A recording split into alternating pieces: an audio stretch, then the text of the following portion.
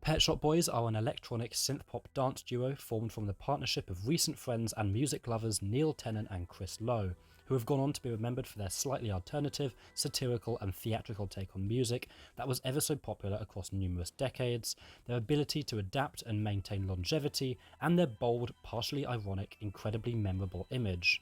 But this video isn't about the band's music, instead the artwork that accompanies it. After working hard for 4 years creating early demo material and the release of their first single, West End Girls, the duo finally signed with Parlophone Records in 1985, the next year seeing 2 more singles, Love Comes Quickly and Opportunities. Then, naturally, a debut album was on the way. To be titled Please, most likely humorously to force people to say the word when asking for the album in stores, it would release in March 1986.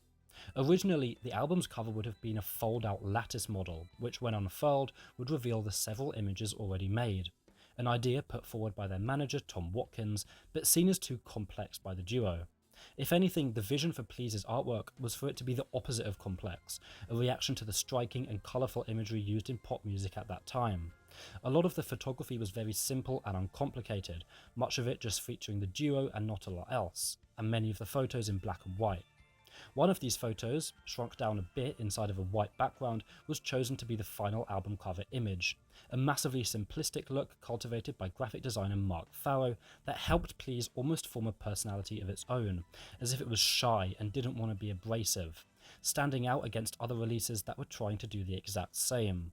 From this point onwards, Pet Shop Boys' collaboration with Mark Farrow became a long-term partnership, and would go on to create many more iconic and unique looks to accompany their music. For their second album, Actually, a similar choice was made. A photo was taken of the duo, with Tennant yawning and Lowe staring disappointed towards the camera. Mark Farrow once again chose to go with a similar style to their previous release, cropping the photo and leaving it with a plain white background.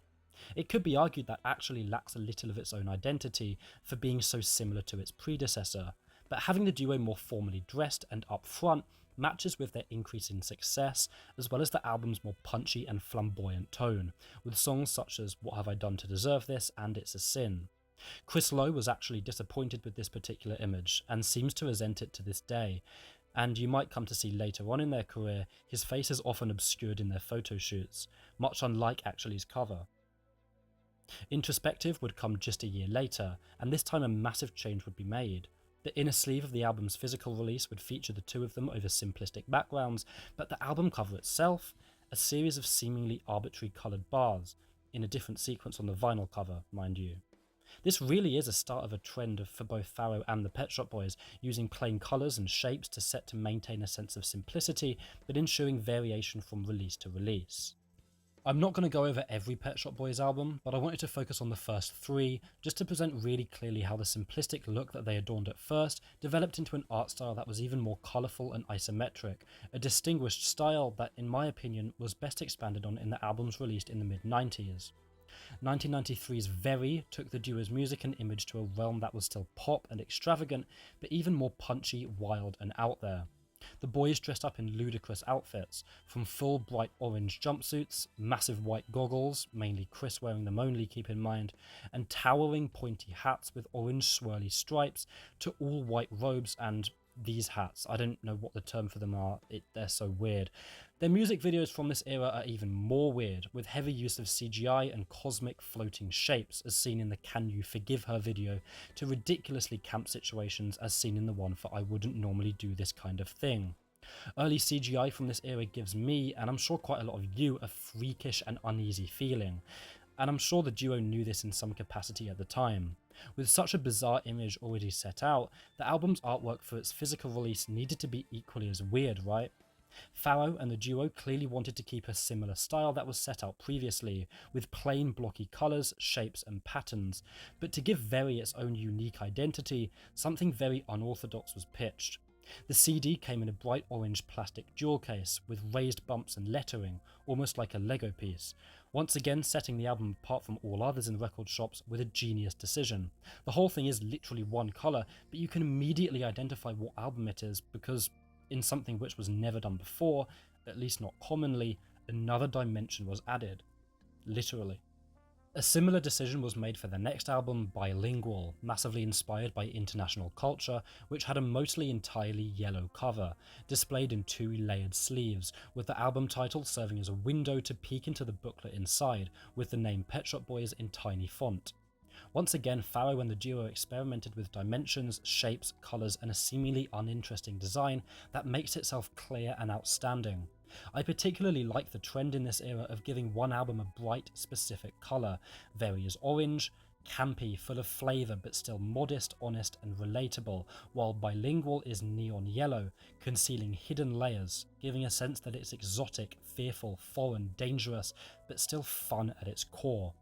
It allows each album to distinguish a unique personality from the next. The duo would go on to experiment with visual formats that they had already used for their later albums in the 21st century. Fundamental, as I see it, utilises almost a twist on the format used for their very first two releases, instead a less edited and higher quality image of the two staring into a dark void, instead of edited onto a white backdrop.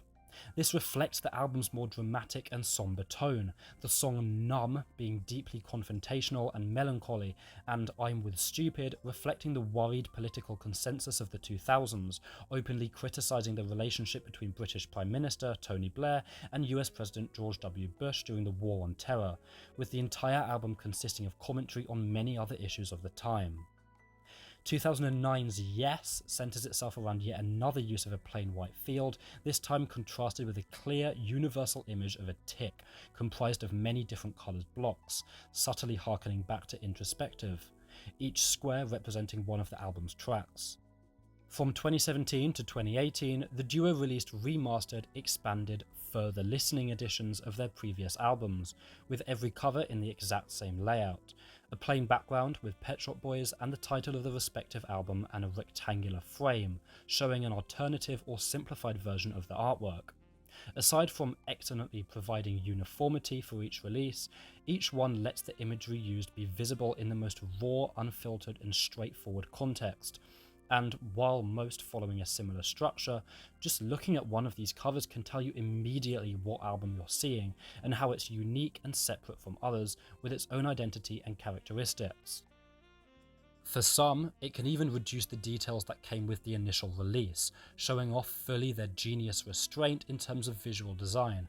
For example, Very becomes an orange field with more lightly shaded dots, and Bilingual becomes a yellow backdrop with a higher contrast border, but neither are no less recognisable. I can really see most of these covers having their own exhibit in a modern art gallery. They really do carry their own weight that provides more when accompanied with the music and the band's own personal brand. If you weren't a fan of the Pet Shop Boys before clicking on this video and you've just become interested in their use of visual design, then I can't credit anyone else better than Mark Pharoah himself. You can check out his website where his work with PSB alongside other projects are fully exhibited. The duo's use of imagery is one thing, but of course is nothing without their music, so I would listen to it as much as you can. Use of visual identity is important though, and the Pet Shop Boys genuinely make you realise that less really is more, and in a world full of excess and complexity, the complete opposite can really grab your attention in a far more profound way.